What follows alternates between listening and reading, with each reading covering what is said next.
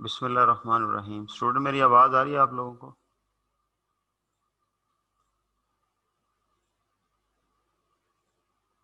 मेरी आवाज़ आ रही है जी? कोई कंफर्म कर दे।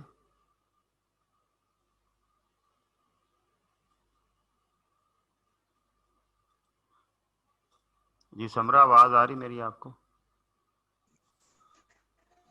यस सर, आ रही है, ओके क्लियर है। ओके, क्लोज करें।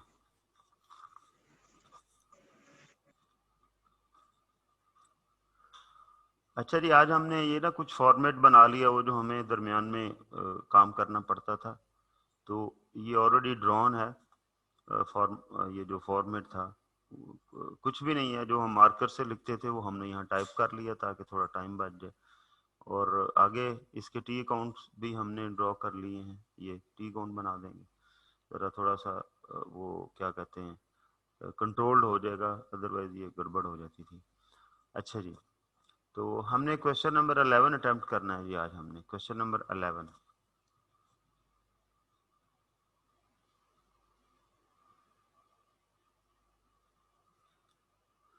अच्छा जी, Umair is a grocer who had not kept a full set of books. The following was a summary of his bank statement for the year ended 31st December 2050. Summary of the bank statement है, ठीक है जी। तो ये summary of the bank statement आपका question होगा, तो ये क्या कह रहा था अपनी जी आतिफ? जी जी सर, मेरा क्वेश्चन ही था। वैसे अगर बाद में बता दें तो कोई मसला नहीं है। नहीं बताएं, पूछे पूछे, जल्दी पूछे, टाइम शॉर्ट सर, है। जो लास्ट क्वेश्चन आपने दिया था घर में करने के लिए, जी उसमें सर मुझसे जो कैश शॉर्टेज है ना, वो फाइंड नहीं हुई थी मुझे। नहीं, ये तो पूरा सवाल करना पड़ेगा उसके लिए। कैश शॉर्टेज फाइंड करने के लिए बहुत कुछ करना पड़ेगा, तो हम उसका आप इसको दोबारा ट्राई करें, मेरा ख्याल होना चाहिए। मैंने 2-3 सवाल ऐसे किए हैं, उसके बाद तो कोई इशू नहीं आना चाहिए। और भी किसी को इशू आया जी कैश शॉर्टेज कैलकुलेट कर? जी आकिब शाह?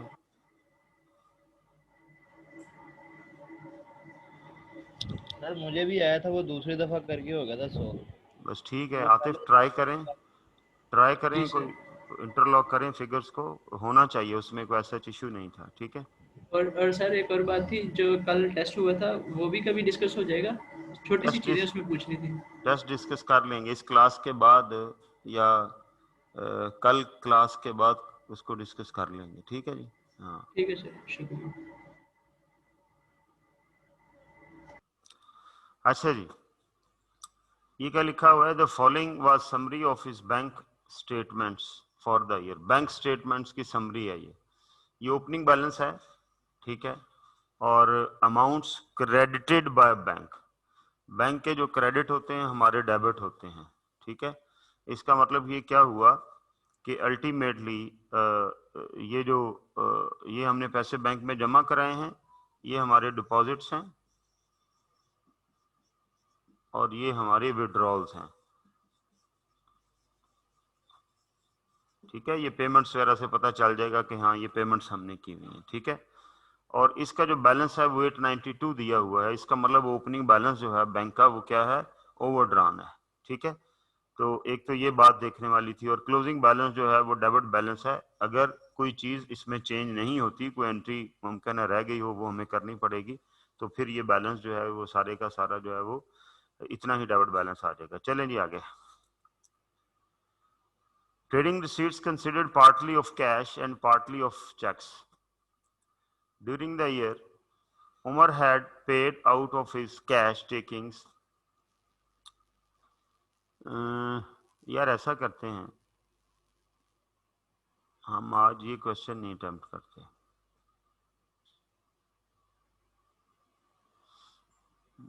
आप क्वेश्चन नंबर मुनीरा वाला क्वेश्चन निकालें जी। सॉरी जी, ये क्वेश्चन आज हम अटेम्प्ट नहीं करेंगे, इससे पहले कुछ काम करना जरूरी है, फिर हम इसे अटेम्प्ट कर सकते हैं। वो क्वेश्चन निकालें जी। या क्वेश्चन नंबर 13 आज हमने अटेम्प्ट करना है, ठीक है। Question number 13। Munira is engaged in trading of garments. She has not maintained proper accounting records. She suspects that some of her employees are involved in some sort of misappropriation of inventory. सीधी सीधी उसने बात कर दी है कि उसको लगता है, शक है कि उसके कुछ एम्प्लॉयज जो हैं वो इन्वेंट्री के मिस अप्रोप्रिएशन में इन्वॉल्व हैं, ठीक है।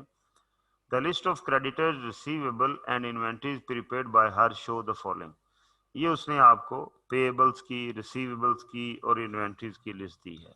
ये क्वेश्चन डिफरेंट इसलिए है कि हम अभी तक हमने जितने क्वेश्चन किए हम उसमें से निकालते रहे हैं, कैश की डिफॉल्केशन निकालते रहे हैं कि कैश, तो यहाँ उसने मिस अप्रोप्रिएशन ऑफ इन्वेंट्री की बात की है, ठीक है। चलेंगे ओके, आगे आगे। The following transactions were recorded during the year 31st December 2015. Sales to staff on cash basis, ये कैश के ऊपर स्टाफ को सेल की है। Discount allowed on early payments, ये कैश डिस्काउंट है अर्ली पेमेंट्स के ऊपर जो दिया जाता है। कलेक्शन बैंक्ड, इतने पैसे आपने कलेक्ट करके बैंक में डाले हैं। पे टू सप्लायर्स इन कैश, ये पेएबल्स को कैश में पे की हैं। ट्रेड डिस्काउंट रिसीव्ड, ये ट्रेड डिस्काउंट है और आपको पता है ट्रेड डिस्काउंट का कोई ट्रीटमेंट नहीं होता। ये आपको मामू बनाने के लिए दिया हुआ था, जो बन गया वो क्वेश्चन खराब कर बैठेगा।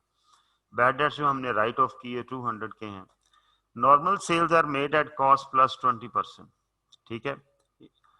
But sales to staff are made at cost plus 5%, okay. यानी लोगों को चीज कॉस्ट प्लस 20% के ऊपर बेची जाती है और स्टाफ को हम कॉस्ट प्लस 5% पे बेचते हैं। About 4% of the purchases during the year were defective and had to be sold at 30% below the normal selling price. हमने मल्टीपल कॉस्ट स्ट्रक्चर पढ़े थे ना, तो ये उससे मिलती जुलती चीज है। और कहता है जी 4% ऑफ द परचेजेस का 4% जो है वो कहता है जी during the year were defective and had to be sold at 30% below the normal selling price. Normal selling price क्या है? 120, ठीक है। तो इसका मतलब 3 तरह की सेल होगी, एक जो नॉर्मल बेचते हैं, एक जो स्टाफ को बेचते हैं और एक जो डिफेक्टिव बेचा। The list of closing inventory at 31st December 2015 includes 4 items having a total cost of 470,000. There was a costing error on the invoice raised by the supplier and the total has been erroneously recorded at 740,000. ठीक है, ये गलत recording हुई है, इसको हम सही कर लेंगे। The invoice is still unpaid और ये payable है।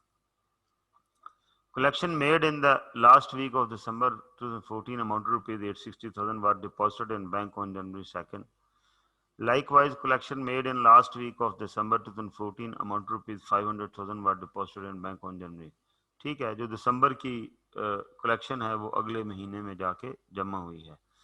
The loss incurred, ओके, हमने क्या उसका क्वेश्चन क्या था? The loss incurred by Munira during 2015 on account of misappropriation, if any, ये हमने कैलकुलेट करना था। निकालो जी, शीट निकालो, कल यूज करेंगे ये सारा काम। शीट निकाल लो।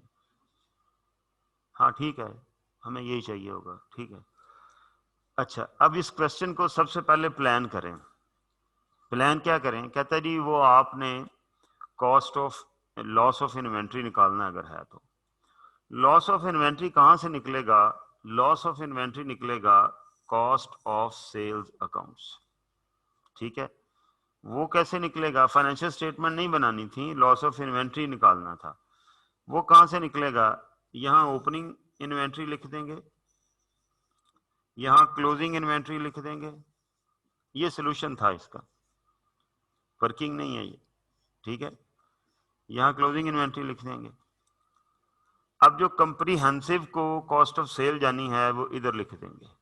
वो 3 तरह की है, ठीक है। एक नॉर्मल है, एक स्टाफ की है, एक डैमेज है, ठीक है। इधर परचेजेस लिख देंगे, ठीक है। अब अगर सारा कुछ करने के बाद यहां कोई बैलेंसिंग फिगर बचती है तो वो क्या है? वो लॉस है, वो मिस अप्रोप्रिएशन। अंडरस्टैंड करें बात को? लिहाजा लिखवाएं जी ओपनिंग बैलेंस कितना है जी? 12,500, 1000 में है ये। चलें जी आगे चलते हैं। क्लोजिंग इन्वेंट्री कितनी है? 8500 जो इसने हमें दी हुई है, ठीक है, ये भी लिख देते हैं 8500। जो स्टॉक में पड़ा हुआ है इतना है ना, अब कितना होना चाहिए, स्टॉक में पड़ा हुआ इतना है। देखिए मिथ क्या है क्वेश्चन का, कि आपके पास ओपनिंग इन्वेंट्री है, परचेजेस बुक कर लेंगे, cost of goods available for sale आ गई, उसमें से कॉस्ट ऑफ सेल माइनस कर देंगे, जो चीजें बिकी उनकी कॉस्ट, तो हम कहेंगे इतना स्टॉक होना चाहिए, लाइक 20,000 होना चाहिए, but the stock is 8500। The difference is basically the loss of misappropriation of inventory. अब मुझे ये चीजें कैलकुलेट करनी है। क्या कैलकुलेट करना है? मेन मुझे परचेजेस और सेल कैलकुलेट करनी है। सेल भी नहीं बल्कि उसकी कॉस्ट, सेल कैलकुलेट होगी तो उसकी कॉस्ट भी निकल आएगी। तो मुझे अकाउंट बनाने हैं, एक रिसीवेबल अकाउंट है और एक पेएबल अकाउंट, ठीक है जी। चलें जी, डाटा बताएं। ओपनिंग रिसीवेबल कितने हैं? 2000, क्लोजिंग 3600, लेकिन इसके अंदर ये 1000 में फिगर्स हैं, इसके अंदर कोई बैड डेट्स भी हैं? नहीं है, नहीं है, ठीक है। क्लोजिंग बैलेंस आ गया हमारा 3600, ओके। ओपनिंग पेएबल कितने हैं? 8000। ओ सॉरी, इसका वो किधर है, रेजर कम है, चलो बस बस, हाँ ये भी ठीक है, ओके। ओपनिंग पेएबल कितना है? 8000। क्लोजिंग पेएबल कितना है? 90। लेकिन इसके अंदर एक गलती हुई है। गलती क्या हुई है? 4,70,000 की इनवाइस 7,40,000 ली हुई है, तो इन दोनों का डिफरेंस निकालने कितना बनता है? 2 लाख। वो माइनस कर दें जो क्लोजिंग पेएबल दिए हैं ना उसने क्वेश्चन में, कितने दिए हैं जरा निकालो इधर से। क्लोजिंग पेएबल दिए हैं उसने ये वाले 9500। अगले पेज पे जाओ, इसमें वो कहता है गलती हुई है। क्या गलती हुई है? यहां लिखा हुआ होगा, the list of closing inventory at 31 December includes 4 atom having a cost of, कहता है जी उसके अंदर तो हमने उन्हें 470 का ही ले लिया इन्वेंट्री में, लेकिन there was a costing error on the invoice raised by the supplier. लेकिन कॉस्टिंग की गलती थी, जो इनवाइस आई उसी इनवाइस को देख के हमने पेएबल बुक कर रहा होता है, and the total has been erroneously recorded as 740, और हमने उसका टोटल 740 ले लिया। मतलब इन्वेंट्री में वो ठीक ली गई है, लेकिन पेएबल के अंदर वो 470 की बजाय 740 ली गई है, ठीक है। इसका मतलब क्लोजिंग इन्वेंट्री सही है, ठीक है। और यहाँ पर ये एक गलती है, ये 470 की बजाय पेएबल के अंदर 740 आ गया, तो पेएबल को इनके डिफरेंस से कम कर दें। तो कितना कम करना पड़ेगा जी? 270 कम कर देते हैं। क्लोजिंग पेएबल कितने के थे? 95, 100 के, उसमें से 270 माइनस कर दें, हाँ 9000 ये आ गया, ठीक है। अब मैं सेल और परचेज की फिगर मेरा टारगेट है, वो किसी तरीके से निकल आए। चलें जी, ये इन्वेंट्री, ये ओपनिंग क्लोजिंग मैंने ले ली है, इस क्लोजिंग के अंदर वो 470 ही की शामिल हुई है। वो सेंटेंस बच्चा अगर थोड़ा सा तवज्जो नहीं करेगा तो वो उलट तरफ चला जाएगा कि शायद इसके अंदर भी वो 740 की है। ऐसा नहीं है, उसने लिखा हुआ है कि goods costing 470,000 were included in inventory, okay. इसका काम खत्म हो गया। आगे चलें, ये देखें, sales to staff on cash basis, staff की सेल दी हुई है, कैश की सेल है, इसकी कॉस्ट बड़े आराम से निकल सकती है। उसने कहा है, चलें जी जरा, कि स्टाफ को जो सेल है वो कैसे की जाती है, नहीं वो जो पढ़ना पड़ेगा मुझे, ये लिखा हुआ है कि ये है, but sales to staff are made at cost plus 5%, यानी 100 की चीज 105 में उनको देते हैं।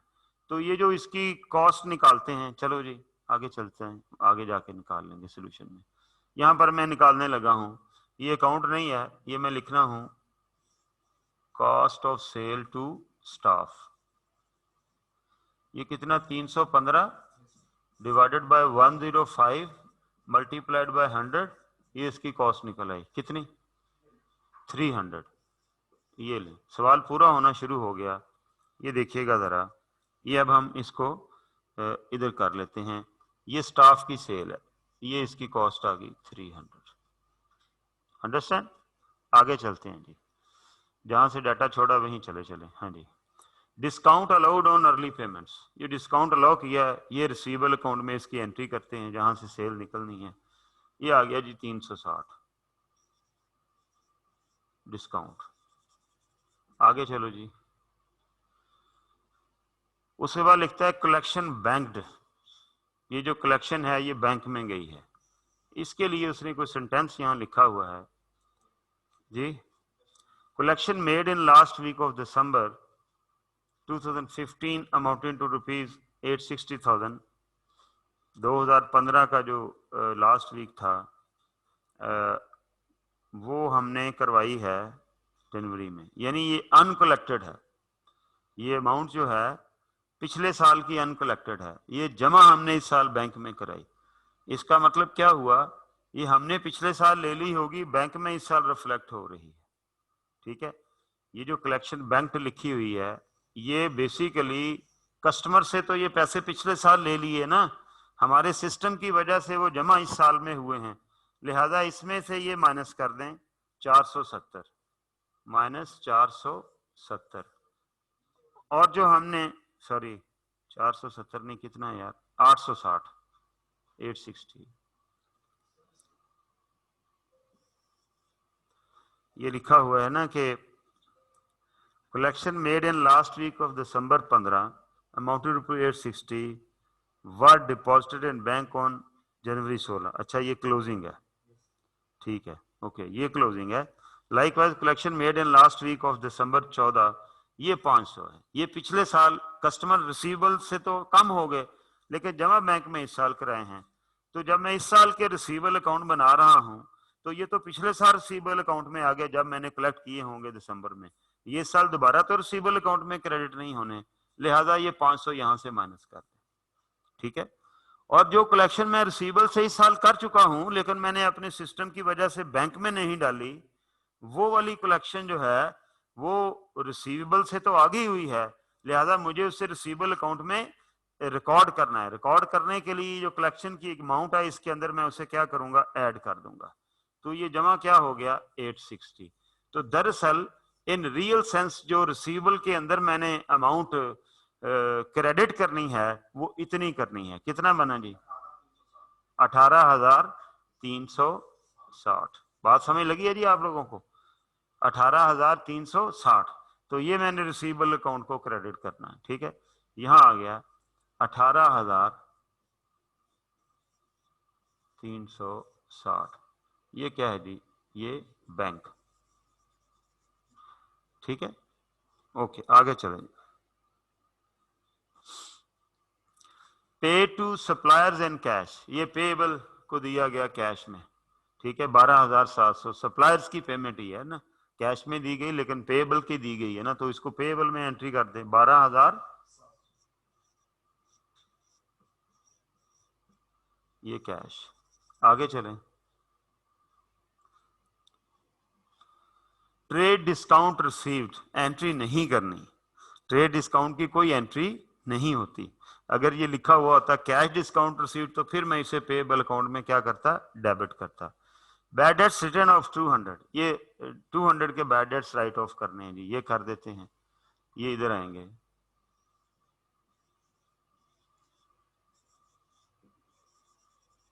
बैड डेट्स, ठीक है, अच्छा ये हम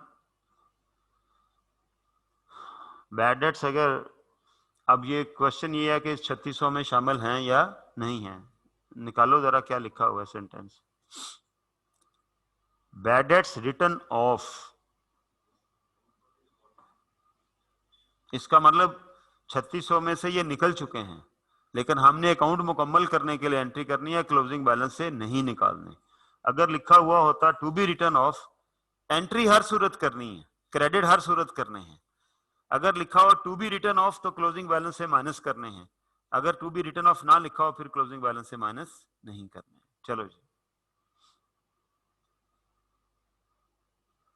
अच्छा जी, अच्छा ये तो अब परसेंटेजेस उसने बता दी, ठीक है, the list of closing inventory, ये भी हमारा काम हो गया, ये भी हो गया। अब जरा निकालो अकाउंट, क्या कोई चीज हम निकालने में कामयाब हुए हैं?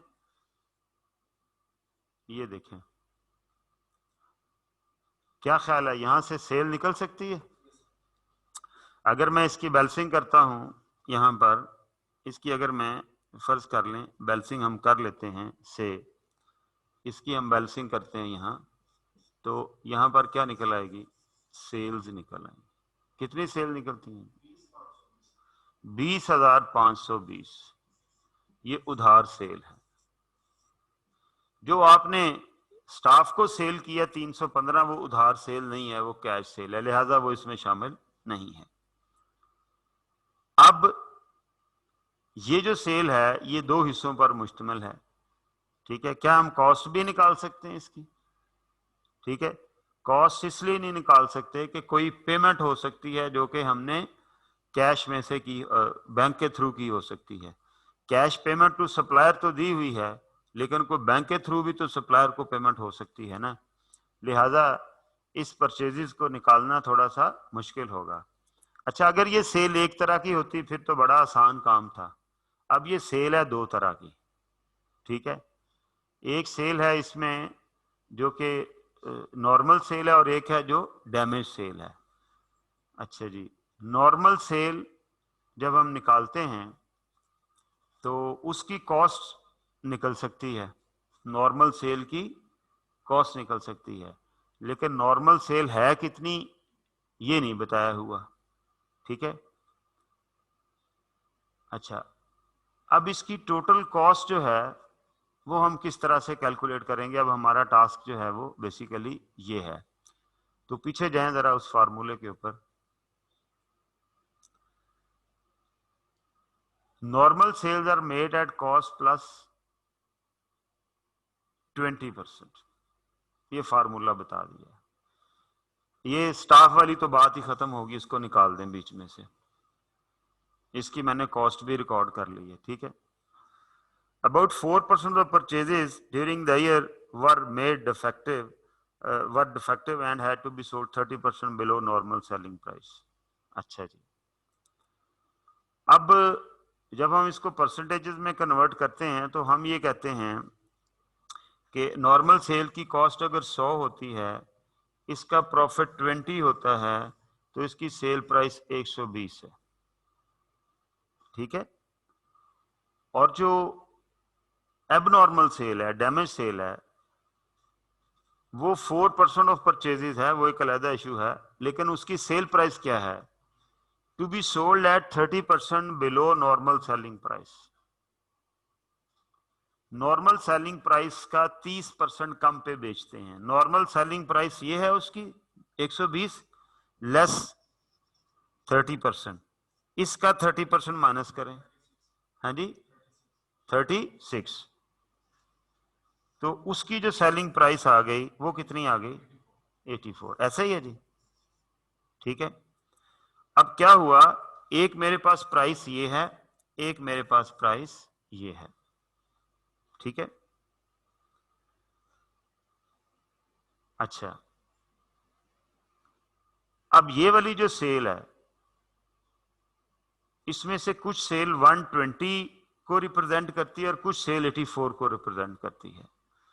अब मुझे जरूरत इस बात की कि इन दोनों में से किसी तरह से मैं एक की कॉस्ट निकाल लूं। किसकी कॉस्ट निकल सकती है जी? 84 वाले की। कैसे निकलेगी जी? हाँ जी, ये पेएबल है हमारे पास, ये परचेजेस हमारी निकल आएंगी, क्योंकि और हमने देख लिया कि कोई ऐसा डाटा बैंक से पेमेंट वगैरह का नहीं दिया हुआ, ठीक है। तो यहां पर मेरे पास क्या निकल आएंगी? परचेजेस निकल आएंगी। कितनी निकलती हैं ये टोटल?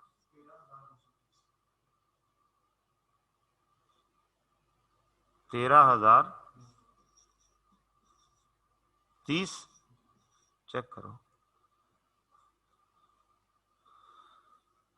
13,930, ये मेरी टोटल परचेजेस निकल आई, ठीक है।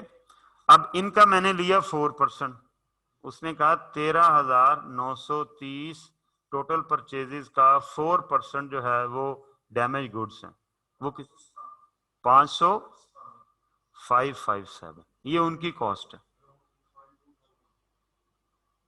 ये उनकी कॉस्ट है, जाहिर है ये उनकी कॉस्ट है। तो इसको इधर लिख देते हैं, डैमेज गुड 557, ठीक है।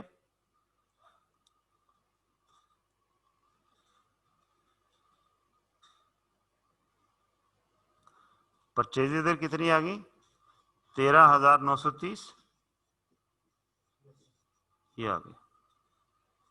अब मेरे पास अभी भी दो मिसिंग फिगर, एक ये और एक ये, ठीक है। अब हम क्या करेंगे कि इनकी सेल प्राइस निकाल लेते हैं, इसकी सेल प्राइस निकाल लेते हैं, कितनी है 557 डिवाइडेड बाय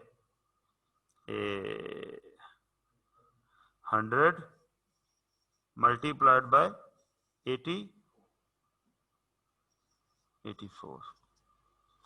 कॉस्ट तो यार दोनों की सेम थी ना जब हमने खरीदा था उनको, वो डैमेज होके कम की बिकी हैं, वो अलग बात है, ठीक है। 468 ये इनकी सेल प्राइस आ गई, क्योंकि ये नुकसान पे बिकी है। 100 रुपए की चीज 84 में बिकी है, नॉर्मल सेलिंग प्राइस से 30% बिलो होके बिकी, और वो कितना बना था 84 बना था, ठीक है। तो जो पूरी कीमत फेच कर रही है वो भी चीज 100 की है, जो डैमेज हुई है वो भी चीज 100 की है, ठीक है। तो इससे पैसे कितने आए हमें 468। तो टोटल सेल मेरी कितनी है 20,520, 20,520 में से 468 डैमेज गुड की सेल है, बाकी जो नॉर्मल गुड्स हैं उनकी सेल है, वो कितनी बनी 20,052 52। लो जी, अब ये नॉर्मल सेल आ गई, इसकी कॉस्ट निकाल लें, वेरी सिंपल। कैसे कैलकुलेट करेंगे इसकी कॉस्ट, इसकी कॉस्ट कैलकुलेट हम इस तरह से करेंगे, ये देखें 20,052 डिवाइडेड बाय 130, 120 है प्रॉफिट, 25 है, 20 है। पीछे जाओ देखो, 20% कॉस्ट प्लस 20%, ठीक है। चलो डिवाइडेड बाय 120 मल्टीप्लाइड बाय 100 करेंगे तो ये इसकी कॉस्ट निकल आएगी 16,710।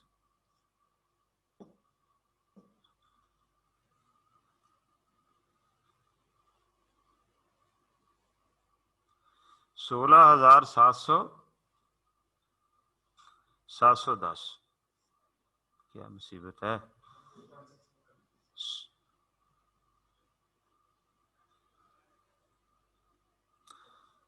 16,710 ये निकल आई, ठीक है। ये हमने यहां पुट कर दी, ये रही 16,710। इतने का ओपनिंग स्टॉक था, इतने की परचेजेस की, ये गुड्स अवेलेबल फॉर सेल हैं, इतने स्टॉक में पड़ी होगी, उनकी कॉस्ट है इतनी, इतनी कॉस्ट की बिक गई। अब ये बराबर हो जाना चाहिए अगर किसी ने इन्वेंट्री चोरी नहीं की, और अगर इधर कुछ बैलेंस बचता है तो वो इन्वेंट्री का लॉस है। कितना जी 363, ये लें जनाब, ये इन्वेंट्री लॉस हुई है, ये मिस अप्रोप्रिएशन ऑफ इन्वेंट्री है, ये कैलकुलेट करनी थी। और कुछ नहीं इस क्वेश्चन में निकल सकता, क्योंकि ना कोई ओपनिंग क्लोजिंग बैंक के कैश के दिए हुए हैं, वो नहीं बन सकते, लिहाजा उसकी रिक्वायरमेंट ही ये थी कि इन्वेंट्री का लॉस कैल। अब अगर इस क्वेश्चन में बंदा डी ट्रैक हो जाए तो पता नहीं कितने घंटे लग सकते हैं, क्या हो सकता है, यू कांट अटेम्प्ट दैट। बस ये आज यहीं रहेंगे, एक मीटिंग के लिए मुझे जाना है, तो क्लास मैंने कहा था मिस नहीं होनी चाहिए, तो लाहौर पहुंचना है। तो एक तो ये क्वेश्चन आप घर करेंगे दोबारा, और दूसरा आपने एक क्वेश्चन करना है जी। अब कौन सा पीछे क्वेश्चन हमारा रह गया, अच्छा जी क्वेश्चन नंबर 11 हमारा रहता है जी, क्वेश्चन नंबर 11 कोई हैंड रेज करके बताए मुझे जल्दी, शाबाश। क्वेश्चन नंबर 11, क्वेश्चन नंबर 11 कौन सा था, ये जो भी हम शुरू करने लगे, ये उम्र वाला क्वेश्चन रहता है जी? कोई नहीं बोल रहा है? ठीक है, छोड़ दें, आगे चलें। आप लोगों का होमवर्क ये है कि आप लोगों ने क्वेश्चन नंबर 15 अटेम्प्ट करके आना है। हमने किया तो नहीं है ना 15 अभी? ये है जी, ओपनिंग बैलेंस शीट पूरी की पूरी बनी हुई है। उसी तरह ये जैसे मैंने कल क्वेश्चन किया था, सारे ओपनिंग उठा लेने, एक्यूमुलेटेड का अलग अकाउंट बना हुआ है। Question number 15 is your homework. तो अभी हमारे पास टाइम है, तो कल का जो टेस्ट का है इनका, वो अगर डिस्कशन हो जाए तो ठीक है जी। हैं कल क्लास के बाद आपका वो जो टेस्ट है वो भी डिस्कस हो जाएगा। आतिफ, आपने ट्राई करना है, आपका वो अकाउंट बैलेंस हो जाना चाहिए, वो डिफॉल्केशन निकल आनी चाहिए। अगर कोई प्रॉब्लम हुआ तो फिर हम उसको डिस्कस कर लेंगे, लेकिन आपने एक ट्राई करना है उसे। Thank you very much.